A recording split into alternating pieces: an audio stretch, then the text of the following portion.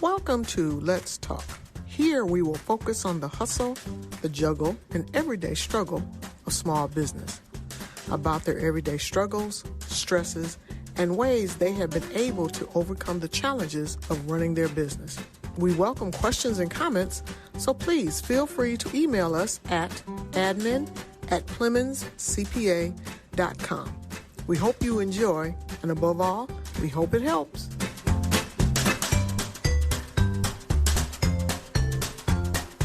Welcome to the Hustle, Juggle, and Struggle of Small Business. Today we have in our studio Mr. Vic Malloy. Hey, Vic, welcome back. Well, thank you so much for having me back. I appreciate it. No doubt. Hey, COVID has probably created more of a firestorm for your industry than ever before. So since we were in the studio, about a year and a half ago, about?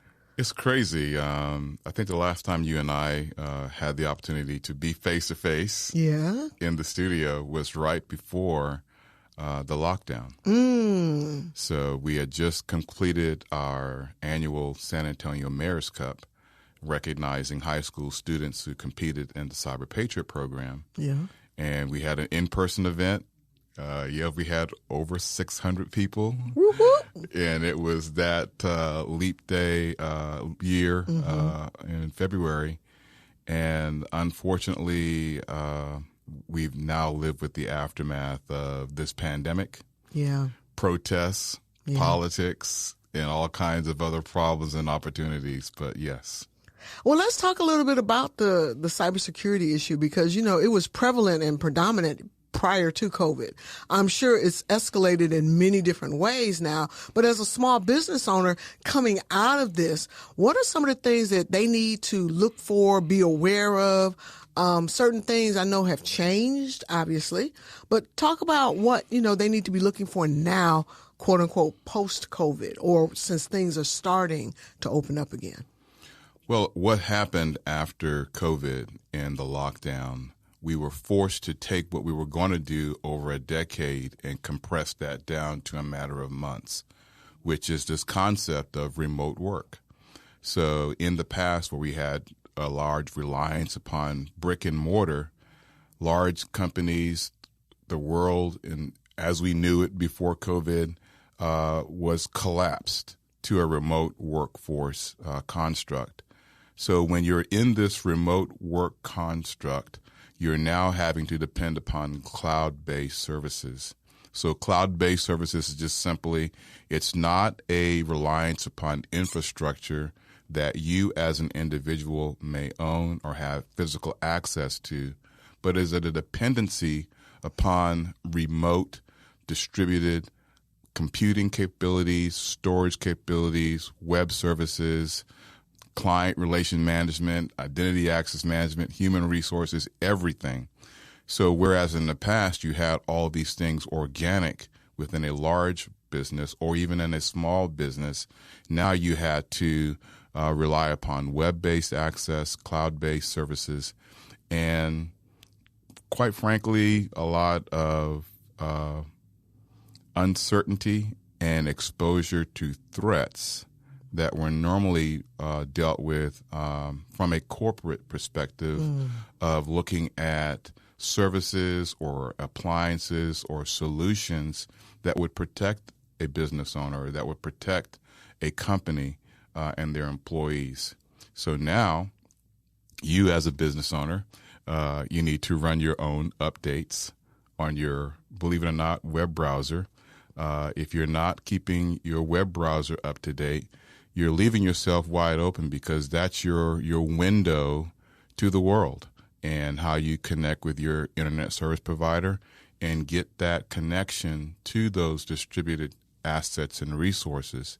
So if that website or that web browser has not been updated, there are vulnerabilities, there are threats that are prevalent because of the ability for someone to gain unauthorized access to your information, unauthorized access to your endpoint device, and information can be released, and it's just a lot more challenging. Undoubtedly, and for some business owners who never even knew the cloud existed other than the one that brings rain, right, this has definitely been traumatic for them. They've had to literally, some of them learn on the fly or either call in a millennial that would have a little more savvy in that space. Well, having the savvy in that space of how to access it does not necessarily preclude them from having the knowledge of security of accessing that. So let's talk a little bit about some of the proactive things that a business owner could do to help protect themselves now that they're in this cloud-based environment. Well, as I've stated before in previous sessions with you, there are two types of people in the world, folks who have been impacted by a compromise and folks who will be impacted by a compromise.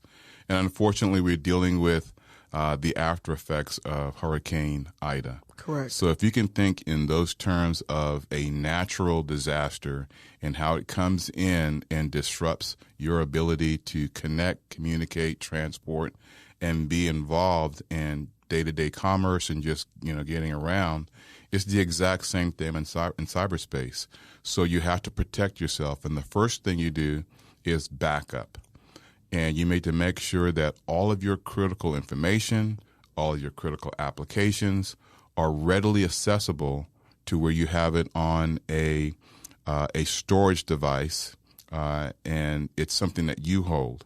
Now, yes, you do have the capacity to have access to cloud-based backup, but if that cloud service or your internet service provider is impacted, and you need to get to your applications or your information and the systems are down. And you have no electricity? You have no electricity and you have a generator, but you have no connectivity.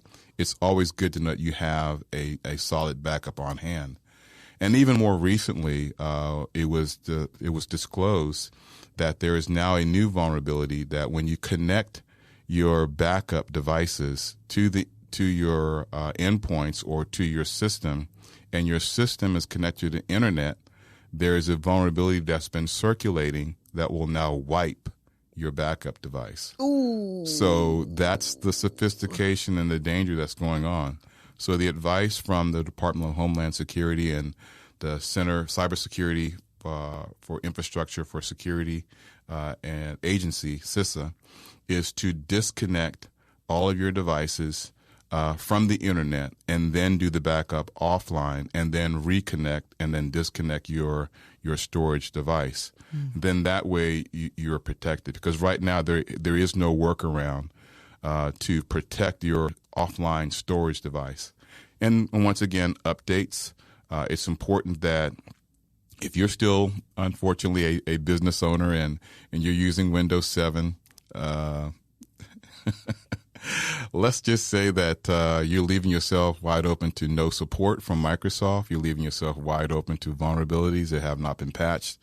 And you might think that it doesn't exist, but if you're a tire shop, you're thinking, well, I'm just putting tires on this car. But if you're running ordering systems and invoices on an operating system that's no longer supported, you're vulnerable. And can you sustain the impact of losing access to your invoicing system, your payment system, your email, and all that kind of stuff if you're on an outdated Windows operating system? So that's just an extreme example. Unfortunately, it still exists. True enough. And just the mere fact of knowing now that there's a vulnerability of having your backup wiped clean when you connect, that's scary in itself, because for me personally, I have a Tetra hard drive that's portable, so I can take it with me wherever I go. And just the mere thought of it being wiped out when I had to compile 15 thumb drives to that one Tetra drive, and I'm like, now what do I do? Where's my 15 hard drives or thumb drives? Exactly. And it's been updated since I put that information on there, because those thumb drives don't have the new info. Right. So it's almost like, I like that advice. Disconnect your endpoint device from the internet while you do the backup. And then unplug that backup device and then reconnect back to the internet and then resume normal operations as you would normally do that. Right. One other bit of advice that we always like to let small entrepreneurs, micro business owners know is to run a restoral from that backup. Because sometimes, you can say, well, I've got my applications, I've got my information, and I haven't done a restoral. They may be corrupt files on there, or it may not restore properly. So it's a good practice to at least once a year, twice a year, attempt to run a backup or restoral from your backup to ensure that your backup is good. Because it does you no good if you said, well, I've been doing backups, and then you go to try to retrieve it, and you're unsuccessful. True enough. I use that when you say twice a year. I take the times where time goes forward, time goes backwards. I changed my smoke detector batteries, right? And now I'm gonna have to do my restorative backup, right? On that same time. Let me just make a list, right? Fall back, spring forward. Let me just make a list, right? Okay, because we realize now that the world is smaller because of this connectivity, and the challenge always is protecting the data that you have. I mean, we've seen in the past few years the breaches that have occurred in major industries, major companies, our federal government even, that has been challenging to us. Is like, who do we trust? Do I even want to use my credit card, or do I want to use my debit card? But how can a small owner, okay, if the big boys got corrupted, what can I do to put in place? Let's talk a little bit about some of the tools that a small business owner can use. Well, a lot of what they can do, I would say, is more up here in the brain, and just staying aware. Awareness is probably the first step. A lot of people think you have to go out and buy a lot of applications, and those applications are good, but it's really about staying abreast of when a vulnerability is disclosed. So let's take the Microsoft Exchange vulnerability, for example. It was disclosed subsequently that this was a purposeful attack by a nation state. That nation state was China. We did identify 4 individuals who were directly tied to making exploitation of those vulnerabilities as they existed, because the Microsoft Exchange vulnerability is tied to what? Your email. Correct. So if you weren't making the updates to patch your Microsoft Exchange enterprise service deployment, you were making your entire business construct and our residential, commercial, everything was at risk. So much so that 3 months after the vulnerability was announced and needed to be fixed, the Department of Justice sought a court order from the Federal Bureau of Investigation to proactively go out and patch systems that were still left vulnerable. Wow. And these were cities, these were schools, these were major companies and corporations. They didn't take it seriously, did they? Did not take it seriously, but after 90 days, the nature of that threat was such that a court order was sought by the Federal Bureau of Investigation to go out and actively fix that. But, you can't always rely on the government, to actually, do that on your behalf. So it's very important that when alerts are issued, when advisories are issued, and they're widely publicized, it's important for you to take action and not just, throw it off for someone else to do for you. True enough. And the challenge always is, it's always interruptive and disruptive when it pops up. I know for me, frustration pops in. What do you mean you're about to restart my computer? What do you mean you need to update it? I'm in the middle of something. True enough, it is disruptive and interruptive, but the cost that it can save you versus you I'll just blow it off, and all of a sudden you can't find anything. You don't remember what's on there, and then you're ransomware or you're locked or anything's erased. You turn it on, you get the blue screen of death. Right. Right. And I'm going to go ahead and self-incriminate. I've now got a warning on my screen that when I turn on that I have a situation with my hard drive. So I have a backup, but I haven't gone through the diagnostics in order to remediate. Yes, I'm a information security professional, but, preaching to myself, I need to address that Yeah. and make sure that, because I'm overly confident because I know I got to back up and I can just restore and run on with a new device. Mm-hmm. But when you get those notices, and a lot of times you get them and you just ignore them, eventually you'll pay the price. So preventative maintenance goes a long, long way from long-term disruption and loss of reputation, loss of business, loss of revenue as a result of the fact that if you're having to deal with an incident, now you're having to get somebody that's a forensic specialist to come in and possibly try to restore your system. Hopefully, you have cybersecurity insurance and you've worked with your cybersecurity insurance provider to work through that process of what measures that you have taken in order to mitigate the risk so that can help you lower your premiums, and then look at other ways of how you can better prepare yourself to transfer that risk when the incident happens, because it's going to happen. Wow. And it's important to have that conversation with your insurance provider. Also, with the Cassaya Breach. So Cassaya is a managed service provider whose primary job was to do what? To be your IT professional in a box. Mm. And they, as a result of a vulnerability, were compromised. Wow. By a ransomware attack. And that ransomware attack, while they really can't fully point the finger, but it was because their clients still had obsolete accounts or inactive accounts. So that's how they were able to navigate in and gain unauthorized access and be successful with their ransomware attack. So even as a consumer, even as a user of a managed service provider's asset and tool, you have to follow their checklist. You have to follow their plans so that you can be protected.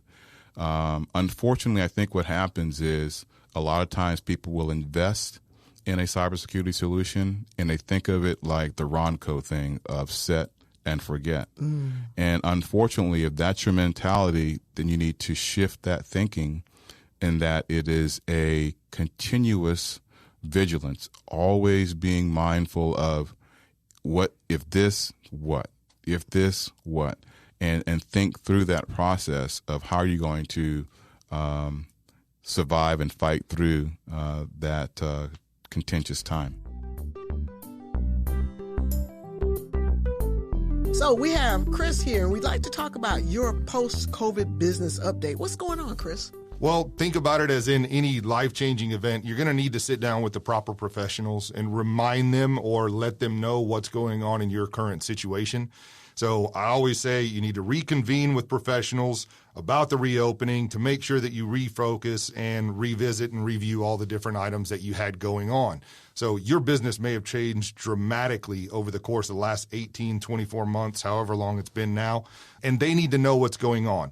Likewise, you need to know what's going on in their world so they can tell you about any upcoming changes or any changes to their business model. Just make sure you keep everybody in the loop and make sure that everything is being communicated on an open platform. So, Chris, how can we get a hold of you for more information? Well, our main office is in San Antonio off of 281 in Bitters. We also have a website, pontemfinancial.com, PONTEM financial.com. And we're also on LinkedIn, Facebook, and of course, we have a phone, 210-625-4845, to reach out to a member of my team or myself. Thank you, Chris. Chris Hall is a financial advisor and partner with Pontem Financial in San Antonio, Texas. Securities and advisory services offered through LPL Financial, a registered investment advisor. Member FINRA/SIPC.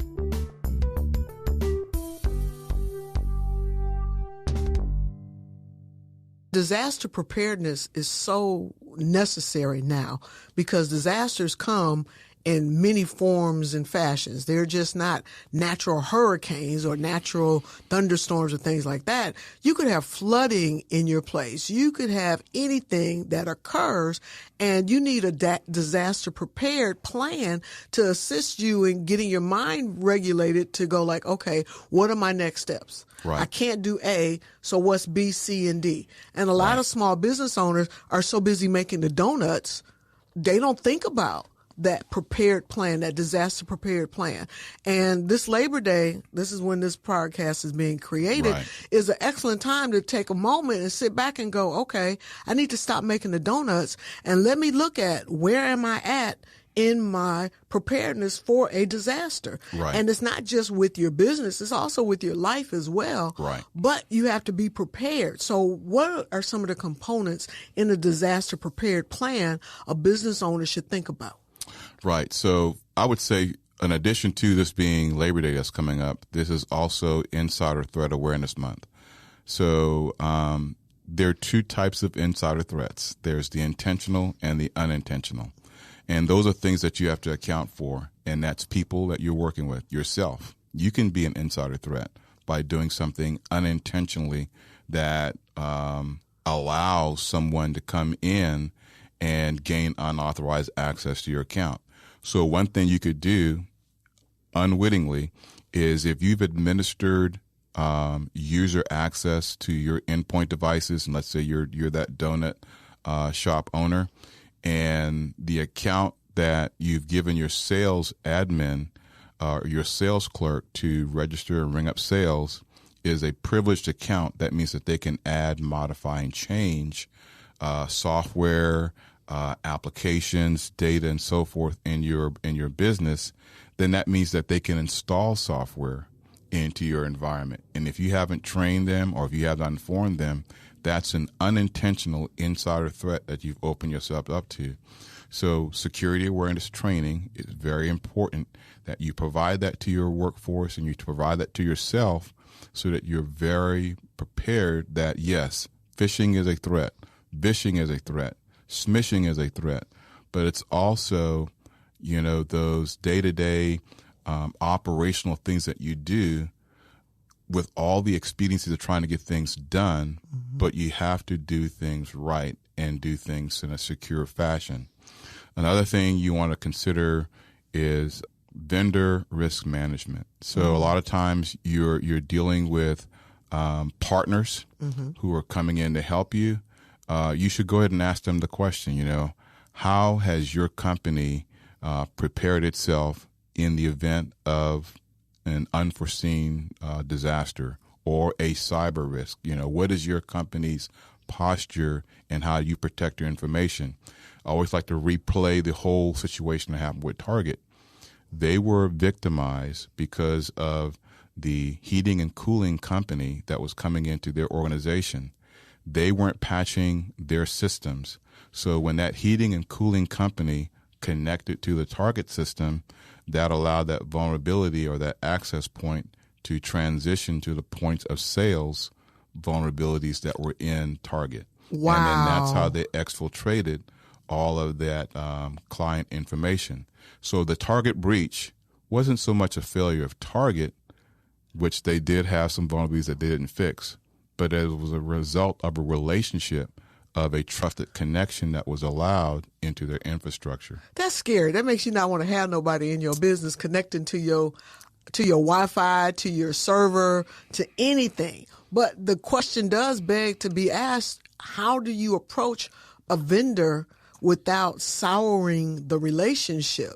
It's like, yeah, I've been doing business with you for the past 5 years, and no, I haven't had any problems.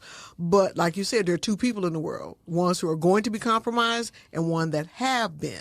Right. Businesses are the same way. So how do you approach a vendor? Give us a scenario or a verbal something. Really, it should be just a casual conversation and just, talk about how have you survived this recent pandemic? And, and just open up with a dialogue and just let them free flow express to you what innovation that they've implemented, what ways have they pivoted or modified their business operations. And then that gives you a sense of where they're at with regards to how they conduct their business, with resiliency, with backing up, with security, with safety, and how they operate. And then you can share how you're doing things. And if things are, amenable, then you may want to explore a vendor risk management acknowledgement to say, You acknowledge that you're doing everything that you can to mitigate risk in your organization, and you're following either a cybersecurity risk framework, or you're following a best practices and international standard. But you're just documenting, just like you would normally do in a business relationship, with terms and conditions that you would have with a lawyer, to say that, I'm doing everything I can, to mitigate risk on my part to protect you. Mm-hmm. I hope that you would be doing the exact same thing to protect me. Mm-hmm. And then just let it be a formal agreement. Okay. That sounds really good. I want to circle back when Sure. you talked about cybersecurity insurance. Yes. That I have never heard of, and it's not like I know everything because Right. I've only been in the business world a few years. No but problem. the thing becomes, who would have thought that you needed cybersecurity insurance? And are the insurance companies even looking at offering that? How would someone, a business owner, go about finding cybersecurity insurance? Well, Google's your friend. So never underestimate the power of Google. But I'll give you a story of a medical practice in California. They had been in practice for over 50 years. And unfortunately, they became the victim of ransomware attack. Ooh. So their information was encrypted, and they put a application that restricted the medical owner's access to information. He says, well, if you pay me this 50,000, Bitcoin, I will unencrypt the information and then release it back to you. Well, fortunate for them, they did have cybersecurity insurance. So they were able to negotiate with that attacker to make restitution and pay that ransomware. Now, are you 100% sure that they haven't put something else, some other backdoor in your system? No, you're not. But at least they were able to negotiate that and did not have to come out of pocket. Mm-hmm. That could have been potentially disastrous for that company as a result of not having that insurance and working with their insurance provider to cover that cost of ransomware attack. But ransomware attacks not only about dealing with the actual payment of ransom, which, there's two schools of thought. Do you pay the ransom or you don't pay the ransom? It really depends on your particular case. If you are in an urgent need and you need to have that information, you may have to go ahead and pay that ransom in order to restore operations and be able to make yourself whole with the mindset that I am still operating from a point I am still compromised. Mm-hmm. Don't go into the negotiation thinking that you're free and clear. You're going to have to reconstitute yourself and then discover through forensics, and that could be afforded through the insurance, is to have a forensics company come in and help you with your restore operations and do the investigative work and cover that down for you, and then help you with other privacy lawsuits that may come out of that because people's private information may have been exposed. That's right. So it's a lot to discuss with a bona fide cybersecurity insurance provider, but you would do well to have that conversation and build that relationship. Agreed. And I think the challenge always is the fear of the unknown. Right. It's like, I don't know what I don't know, but I don't know what I want to ask this cybersecurity person. But if any company that has been compromised, they know, okay, I need to have something in place because A, I don't want this to happen again. And B, I need to be in a position where I don't lose everything. Right. Because if a business loses its customer database, and the scenario used with the tire shop, if they lose their invoicing, their supplier and everything like that, they don't have a business. You're out of business. You're totally out of business. And that's essential to you surviving the waves of the craziness that has been happening and will continue to happen. Right. Because we know in business there's those economic cycles, ups and downs and things like that. But now you have this other thing, the pandemic, and then the other thing behind that is the cyber attacks and all the stuff that comes with that. Right. So being prepared is best. That Boy Scout thing, always be prepared. Always be prepared. Always be prepared. Right. And another thing about being prepared is knowing what you have. So asset inventory. A lot of companies, unfortunately, don't know what items they have that are, germane to their business operation. I mean, you can start just at home. You know, in our home, we have over 60 devices connected. Ouch. Yeah. And you just think about it and you go like, no, we don't have 60 devices.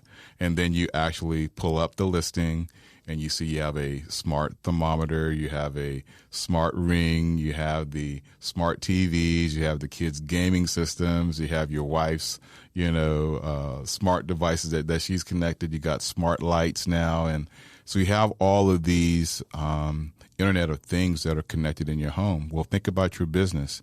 Do you have a bring your own device policy? So that asset being recorded and then being tracked in your asset inventory. And if you're tracking that asset inventory, are you making sure that that asset is up to date with the right versions and softwares that's being deployed and rolled out on it? And if it is a BYOD, which is bring your own destruction, some people say bring your own device, but if you're allowing people to bring those devices in, it's at your own peril. But is it on an MDM, which is a management device construct, so that the operations are containerized by using solutions that are out there that says, this device is a trusted device, and this application is now protected with encryption and a dedicated circuit that connects to our trusted business operation environment, even though they're using that same phone for their personal device. But that private privacy, I just go, you've got tracking that's going on in that, and if you're also using it for a business, that businesses open themselves up to, well, why is this person going to this smoke shop, on the weekends, And, Yeah. I mean, you just bring your own destruction at your own peril. But True enough. I advise against that. Yeah, and you think about just what we talked about, how when you bring your own device and you connect with the Target scenario you gave, they connected, the AC unit connected to the Target Right. Wi-Fi, and all of a sudden Target was left Right. open. Well, it's almost the same thing. If someone brings their own a device to the office and Right. they connect Right. to the office's Wi-Fi or to the server or whatever, Right. those vulnerabilities that are potentially on that device Right. now lend themselves to being open on the company's Right. server and network, which can be absolutely Right. And I'm gonna poke at my friends and they're good friends, but my food truck partners out there, I know you're probably listening and going like, this does nothing to do with me. But if you're swiping using an application that's on your mobile device, and that mobile device has a vulnerability, just think about what you just done.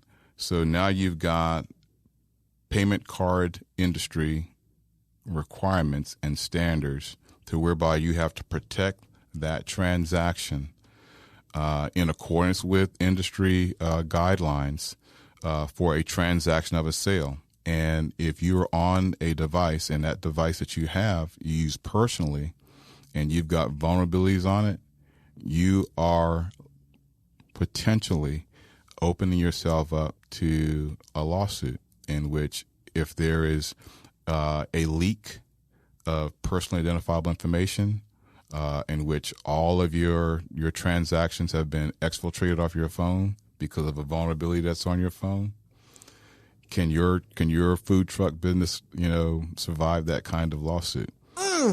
it makes you cringe. I don't think so. No, it can't. And I know you guys haven't thought about that, but to all my food truck friends out there, word to the wise. Undoubtedly. So they almost need a separate POS Yes. system Yes. that they swipe on there versus using the Square or whatever you inject into your phone. I wasn't gonna call nobody's name because I don't want no. Well, Vic says Square, isn't it? No, Vic didn't say Square, but there are solutions out there. So be careful. Exactly. See, now that's a note I need to make. Right. Yeah. Okay. Because I know everybody's like, that's, Yeah. And I know everybody like, do I need to disable that? Yeah, you might disable it until you figure out what you're going to do. Or either buy a phone, unfortunately, for just that purpose only. Okay. And Make that's that investment. Yeah. And it would be beneficial too. It's just another thing to keep up with, Right. but you look at the long term, Right. what it can save you versus what it's costing you right now. Right. Undoubtedly. Any other last tidbits you can give our audience? I guess just coming out of COVID, let's come out smarter. Let's come out wiser. Let's come out with a vengeance and a boldness of we're never going to do away with vulnerabilities and threats. But what we can do is be responsible. So the first step in being responsible is awareness. October is Cybersecurity Awareness Month. I encourage you to become a champion and participate in the weekly themes that are, associated with Cybersecurity Awareness Month. Find students that are in your community who are pursuing cybersecurity as a profession. Invite them to come in and join your organization and give them an opportunity to help you establish a written information security program if you don't have one.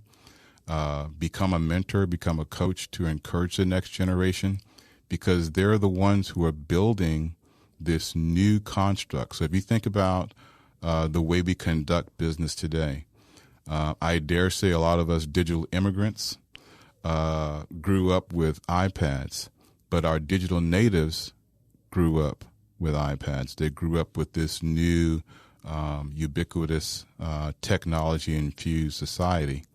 And I always explain to the students that are in middle school and high school, the technology that you're using today will be obsolete in 5 years. So it's going to be a new platform, and it's going to be a new construct, a new operating system, and a new method.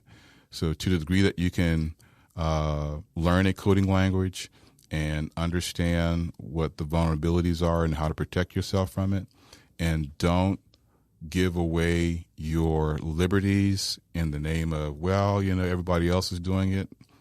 That's not If everybody smart. jumping off the bridge, you gonna jump too? Right. Yeah. Don't be a lemming. Be a leader. Right. Be an eagle. Don't be like the pigeons. The pigeons always, pecking stuff off the ground, and just because everybody's talking and ticking, doesn't mean you need to be talking and ticking.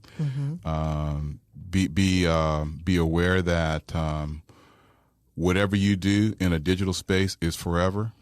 It does not go away. And it's the same thing with your business. Whatever you do digitally and you transact, make sure that it's secured. Another word to the wise is do away with single-factor authentication. So in other words, if you're still banking or if you're still allowing people access to your infrastructure with just a username and a password, you may want to level that up to multi-factor authentication. And that's and I'll go ahead and use one of them, for example, Microsoft Authenticator or Google Authenticator or Duo. Add that extra level of authentication to make sure that someone's not trying to gain unauthorized access to your services or to your website or whatever, so that you can protect and build that trust. That's part of how we move forward, is assume that you've been compromised, or you assume that there is no trust. They talk about this thing called zero trust.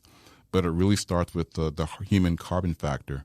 We can do everything right on the technology side and everything right on the process side, but if we don't take care of the people side, that's all for naught. No doubt. Well, thank you, Vic. How can we get a hold of you if we want more information or to have you come in and do a cyber presentation for us? Well, you can reach me out to me directly at Victor_Malloy@yahoo.com, and I'll be glad to reach out to you and establish a relationship and get you started and build that relationship. Or you can reach me through my nonprofit organization that I'm partnered with, the Cyber Texas Foundation, at V Malloy at cybertexas.org, and we'll be glad to set up a meeting and get you started. Great. Thank you so much, Vic. We appreciate it. You all have a wonderful rest of your day. Thank you.